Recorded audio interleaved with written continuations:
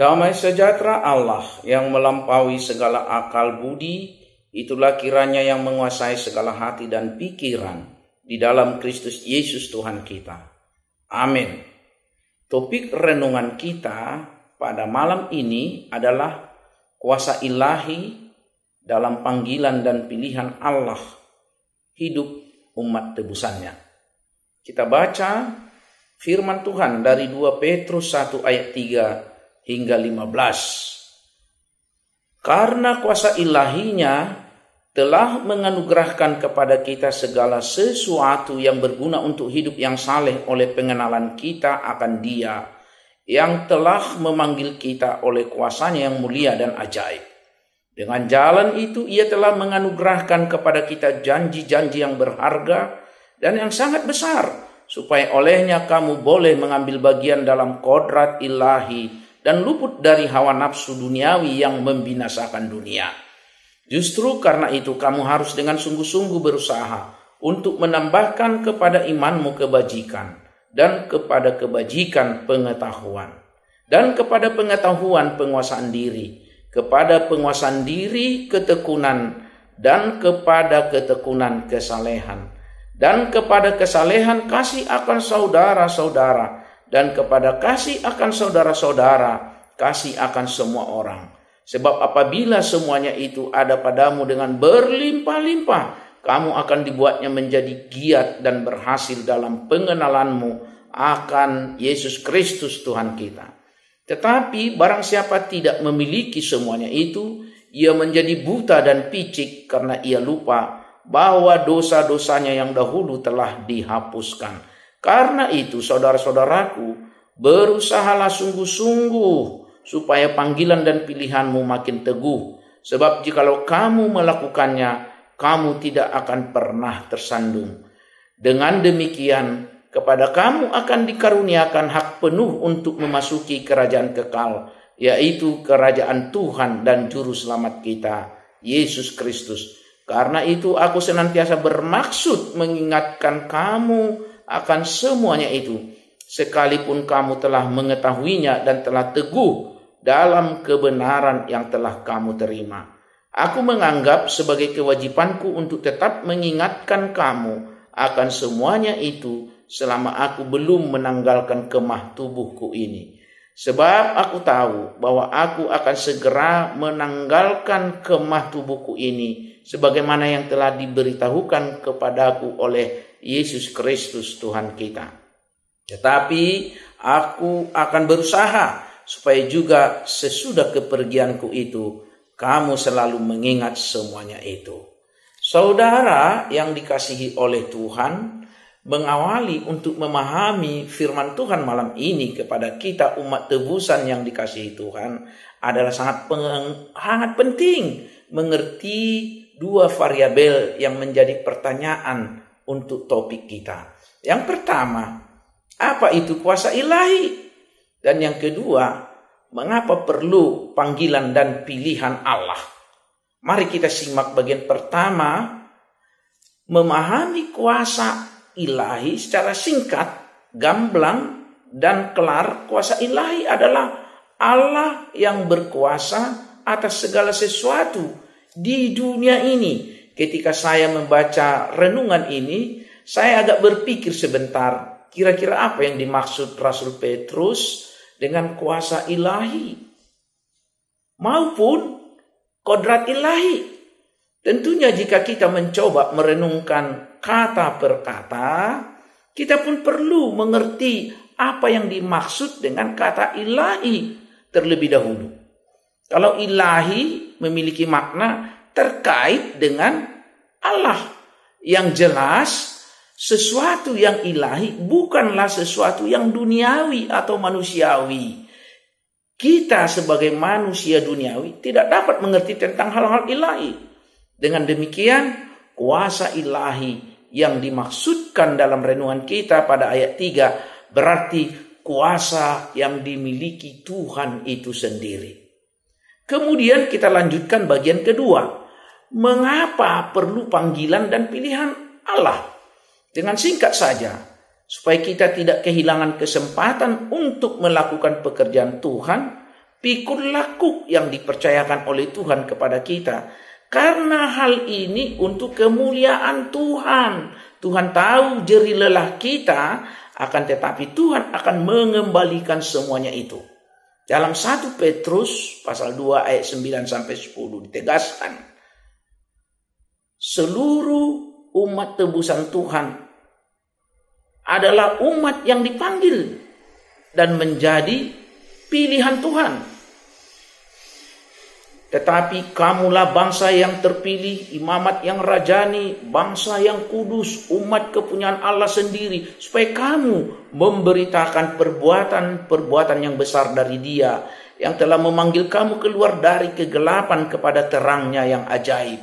Kamu yang dahulu bukan umat Allah, tetapi yang sekarang telah menjadi umatnya, yang dahulu tidak dikasihani, tetapi yang sekarang telah beroleh belas kasihan. Mengikut Yesus adalah memikul salib. Itu bukan merupakan pekerjaan yang biasa-biasa saja, melainkan suatu pekerjaan yang besar, sekaligus merupakan kepercayaan yang diberikan Allah kepada kita. Tidak semua orang dapat dipercaya oleh Allah untuk memikul salib, melainkan hanya orang-orang tertentu saja, sesuai dengan penilaian Allah untuk memberikan kepercayaan itu. Orang-orang Farisi dan ahli Taurat, kalau kita menyimak dalam membaca firman Tuhan, memang mereka memberi diri sepanjang hari tanpa ada pekerjaan lain untuk menyelidiki Taurat Tuhan. Dan bahkan kita juga dapat menjumpai di Yerusalem ada orang-orang yang dengan sukarela memberi diri mereka untuk memikul salib.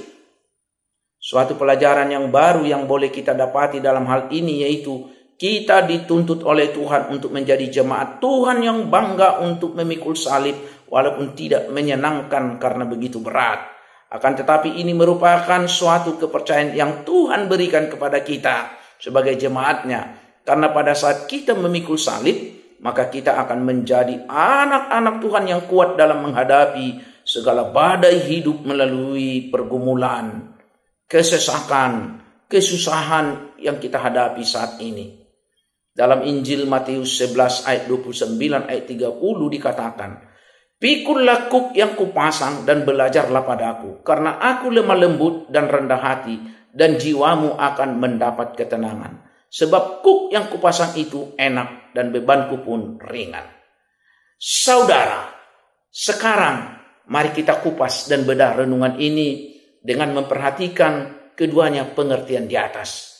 Pada ayat 3 dan 4, kuasa ilahi meneguhkan panggilan kita dan pengenalan kita akan karya dan kuasa Allah yang menganugerahkan segala sesuatu yang berguna diaplikasikan pada hidup saleh, merayakan iman pengenalan akan Allah, mengukuhkan kesiapan dan motivasi pemberitaan firman, sebab Allah memberi janji-janji yang berharga dan sangat besar. Ambil bagian dari kodrat ilahi. Hidup yang transformatif luput dari hawa nafsu duniawi yang membinasakan. Ayat 5 hingga 6, kuasa ilahi menjadi instrumen kelengkapan menuju hidup reformatif yang berubah, terubahkan, mengalami perubahan dan diubahkan dari panggilan dan pengenalan akan Allah dengan sifat maupun karakter hidup imani, yaitu menambahkan iman kepada kebajikan, kebajikan kepada pengetahuan, dan penguasaan diri kepada ketekunan, ketekunan kepada kesalehan, kesalehan dan kasih kepada saudara-saudara dan kepada semua orang. Semuanya itu adalah anugerah Tuhan untuk tetap semangat, bekerjalah terus sampai Tuhan datang untuk kedua kalinya dengan penuh sukacita. Pada ayat 6 sampai 9, kuasa ilahi membuat berlimpah anugerah dan instrumentalia usaha untuk perlengkapan iman sehingga berhasil pengenalan akan Yesus Kristus Tuhan. Tetapi sebaliknya, jika tidak memiliki kuasa ilahi tersebut, maka membuat buta dan picik, lupa akan dosa-dosa yang dahulu Tuhan hapuskan. Itulah tandanya anugerah Tuhan itu adalah sungguh hebat dan luar biasa bagi umat tebusannya yang telah dipanggilnya sebagai imamat am yang rajani. Ayat 10 sampai 11, ternyata Kuasa ilahi menetapkan motivasi berusaha untuk sungguh-sungguh supaya panggilan dan pilihan Allah kepada setiap orang yang Tuhan pakai makin teguh dengan tujuan orangnya tidak pernah tersandung. Kepadanya dikaruniakan hak penuh untuk masuk kerajaan kekal, yaitu kerajaan Tuhan Yesus Juru Selamat dan Tuhan. Atau sebutan yang dipakai dalam Injil adalah kerajaan surga atau kerajaan Allah, yang Rasul Paulus nyatakan dalam teologianya. Kita baca dalam Roma 14 ayat 17 sampai 18. Kerajaan Allah bukanlah soal makanan dan minuman, tetapi soal kebenaran, damai sejahtera dan sukacita oleh Roh Kudus. Karena barang siapa melayani Kristus dengan cara ini, ia berkenan pada Allah dan dihormati oleh manusia. Bagian yang terakhir ayat 12 sampai 15, kuasa ilahi mengingatkan, menguatkan rancang bangun yang membentuk hidup teguh dalam kebenaran dengan penekanan yang disampaikan sebagai pondasi bekerja bagi Tuhan, mengukuhkan semua yang disampaikan firman kebenaran untuk menjadi kewajiban, mengingatkan umat Tuhan sebagai umat pilihan yang pengenalannya kepada Yesus Kristus Tuhan dan Juru Selamat. Pertanyaannya, sampai kapan? Menurut penulis Petrus ini yang dari dirinya sebelum dirinya meninggalkan kemah tubuhnya dan kemudian menyadari kemah tubuhnya akan segera tanggal atau pisah sebagaimana ia telah beritahukan, yang disimpulkan dengan statement yang indah dan faktual dan tidak mungkin keliru sampai kepada panggilan surgawi, kepergianku. Saudara, bayangkan betapa besar Tuhan kita yang menciptakan alam semesta ini beserta isinya. Tentu saja kuasa Tuhan juga tidak dapat terbayangkan.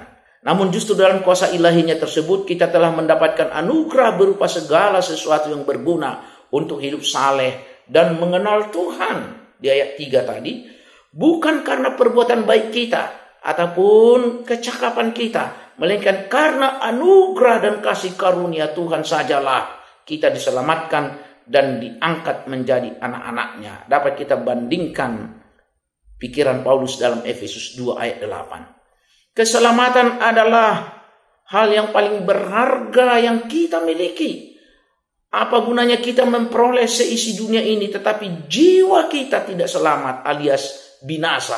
Markus 8 ayat 36. Tetapi ternyata Tuhan itu adalah Tuhan yang sangat baik.